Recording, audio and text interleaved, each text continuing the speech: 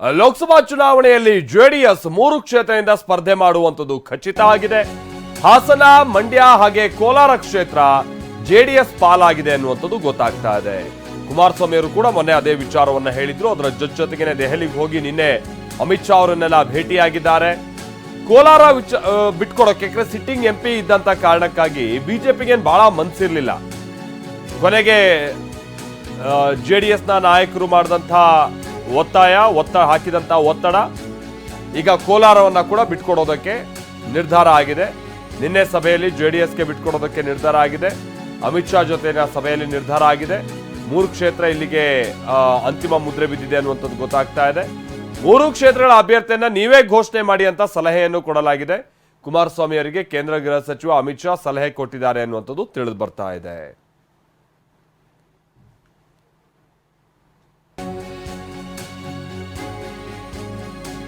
ಅಪೂರ್ವ Ramesh street food business ನಿಂದ ದಿನಕ್ಕೆ 11,000 ರೂಪಾಯಿ ಗಳಿಸ್ತಿದ್ದಾರೆ. ನೀವು ಕೂಡ ಅವರಿಂದ ಕಲಿಬೇಕಾ? ಅವ್ರ ಜೊತೆ ವಿಡಿಯೋ ಕಾಲ್ ನಲ್ಲಿ ಮಾತಾಡಬೇಕಾ? ಈಗಲೇ ಫ್ರೀಡಮ್ ಆಪ್ ಡೌನ್ಲೋಡ್ ಮಾಡಿ. 3 ಕ್ಷೇತ್ರದ ಅಭ್ಯರ್ಥಿಯನ್ನ ಈಗ ಕುಮಾರಸ್ವಾಮಿ ಅವರು ಫೈನಲ್ ಮಾಡ್ತಾರೆ. ನಾಳೆ ಅಥವಾ ನಾಡಿದ್ದು ಅಧಿಕೃತವಾಗಿ ಹೆಸರು ಘೋಷಣೆ ಕಾರ್ಯವನ್ನ ನಡೆಸಲಿದ್ದಾರೆ. ವಿಚಾರ ಅಂದ್ರೆ ಈಗ ಆಲ್ರೆಡಿ ಹಾಸನದಿಂದ ಪ್ರಜ್ವಲ್ ರೇವಣ್ಣ ಅವರು ಸ್ಪರ್ಧೆ ಮಾಡ್ತಾರೆ ಅನ್ನುವಂಥದ್ದನ್ನು ಕುಮಾರಸ್ವಾಮಿ ಅವರು ಘೋಷಣೆ ಮಾಡಿದ್ದಾರೆ. ಇನ್ನು ಮಂಡ್ಯದಿಂದ CS ಪುಟ್ಟರಾಜು ಅವರು, ಕೋಲಾರದಿಂದ ಸಮೃದ್ಧಿ ಮಂಜುನಾಥ್ ಅಥವಾ ಮಲ್ಲೇಶ್ ಬಾಬು ಸ್ಪರ್ಧೆ ಮಾಡಬಹುದಂತ ಚಾನ್ಸಸ್ ಇದೆ. ಆದ್ರೆ ಮಂಡ್ಯದಿಂದ ಕುಮಾರಸ್ವಾಮಿ ಅವರೇ ನೀವೇ ಸ್ಪರ್ಧೆ ಮಾಡಿ ಅಂತ ಅಮಿತ್ ಶಾ ಅವರು ಒತ್ತಡ ಹಾಕಿದ್ದಾರೆ ಅನ್ನುವಂಥದ್ದು ಗೊತ್ತಾಗ್ತಾ ಇದೆ. ಸದ್ಯಕ್ಕೆ ಕುಮಾರಸ್ವಾಮಿ ಅವರು ಏನು ಹೇಳಿಲ್ಲ. ಸದ್ಯದಲ್ಲೇ ಈಗ ಹೃದಯ ಸಂಬಂಧಿ ಚಿಕಿತ್ಸೆ ಕೂಡ ಇದೆ. ಅವ್ರು ಹೇಳ್ತಾ ಇದ್ರು, ನಾನು 22ನೇ ತಾರೀಕು ಮೋಸ್ಟ್ ಪ್ರಾಬಬ್ಲಿ ಇದಕ್ಕೆ ಸಂಬಂಧಪಟ್ಟ ಹಾಗೆ ಅಡ್ಮಿಟ್ ಆಗ್ತಾ ಇದ್ದೀನಿ ಶಸ್ತ್ರಚಿಕಿತ್ಸೆ ಕಾರಣಕ್ಕಾಗಿ ಅಂತ. 25ನೇ ತಾರೀಕಿನ ನಂತರದಲ್ಲಿ ಅವರು ಕೆಲವು ವಿಚಾರವನ್ನ ಹೇಳ್ತೀನಿ ಅಂತ ಮೊನ್ನೆ ಹೇಳಿದ್ರಲ್ಲ, ಅದರಂತೆ ಈಗ ಕುಮಾರಸ್ವಾಮಿ ಅವರ ಸ್ಪರ್ಧೆ ವಿಚಾರ ಬಂದಂಥ ಸಂದರ್ಭದಲ್ಲೂ ಕೂಡ ನಾನು ನಿಮಗೆ ತಿಳಿಸಿ ಹೇಳ್ತೀನಿ ಅನ್ನುವಂಥದ್ದನ್ನ ಕುಮಾರಸ್ವಾಮಿ ಅವರು ಹೇಳಿದ್ದಾರೆ ಅನ್ನುವಂಥದ್ದು ಗೊತ್ತಾಗ್ತದೆ. ಬಹುಶಃ ಅದು ಕೂಡ 25ನೇ ತಾರೀಕಿನ ನಂತರದಲ್ಲೇ ಅವ್ರು ಹೇಳ್ಬೋದು ಅಂತ ಕಾಣಿಸುತ್ತೆ. ಸಹಜವಾಗಿ ಮಂಡ್ಯ ಲೋಕಸಭಾ ಅಖಾಡ ರಂಗೇರ್ತಾ ಇದೆ.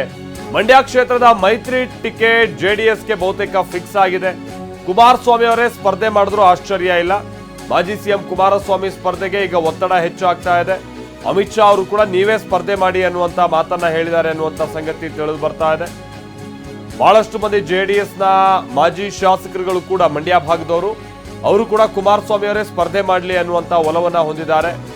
ಮೊನ್ನೆ ನಡೆದಂತ ಸಭೆಯಲ್ಲಿ ಇದಕ್ಕಿದ್ದ ಹಾಗೆ ನಿಖಿಲ್ ಅವರ ಹೆಸರು ಬಹಳ ಕೇಳಿಬಂತು. ಹಾಗಾಗಿ ನಿಮ್ಮ ಆಸೆಗೆ ನಾನು ಭಂಗ ತರಲ್ಲ ಅಂತ ಕುಮಾರಸ್ವಾಮಿ ಅವರು ಹೇಳಿದ್ರು.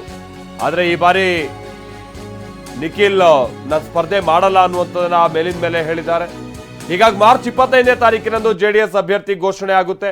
ಮಂಡ್ಯ ಮೈತ್ರಿ ಅಭ್ಯರ್ಥಿ ಯಾರಾಗ್ತಾರೆ ಅನ್ನುವಂಥದ್ದು ಸಹಜವಾಗಿ ಕುತೂಹಲ ಹುಟ್ಟಿಸ್ತಾ ಇರುವಂತಹ ಸಂಗತಿ. ಅದರ ನಡುವೆ ನಿಖಿಲ್ ಎಲ್ಲ ಬೇಡ, ನೀವೇ ನಿಲ್ಲಿ ಅನ್ನುವಂಥ ಸಲಹೆಯನ್ನ ಅಮಿತ್ ಶಾ ಕೂಡ ಕೊಟ್ಟಿದ್ದಾರೆ ಅನ್ನುವಂಥದ್ದು ಗೊತ್ತಾಗ್ತಾ ಇದೆ. ಆದರೆ ಕುಮಾರಸ್ವಾಮಿ ಅವರು ಶಸ್ತ್ರಚಿಕಿತ್ಸೆ ನಂತರದಲ್ಲಿ ಬಹುಶಃ ನಿರ್ಧಾರ ಹೇಳೋರಿದ್ದಾರೆ ಅಂತ ಕಾಣಿಸುತ್ತೆ.